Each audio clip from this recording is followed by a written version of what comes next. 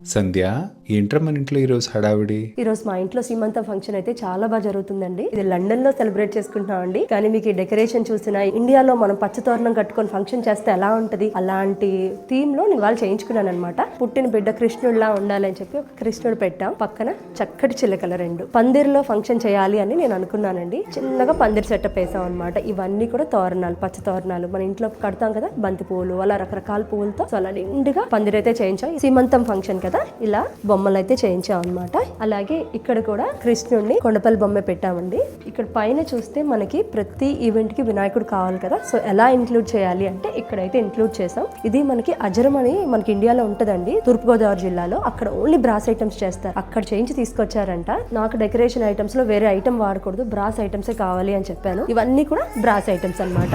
అలాగే మన చిన్నప్పుడు అందరూ ఆడుకున్నాం కదా కొండపల్లి బొమ్మలతో, నాకు డెకరేషన్ లాగా ఉండాలి అని చెప్పాను. సో చక్కటి కొండపల్లి బొమ్మలు 5 రకాల స్వీట్స్ అయితే చేసామండి. ఫస్ట్ అయితే బాదుషా, నెక్స్ట్ వచ్చి మోతూచూర్ లడ్డు, ఇది ఇంట్లోనే పిన్ని చేశారు, నేతి సున్నుండలు, అలాగే milk sweet kalakand, last sweet వచ్చి కాజు బర్ఫీ.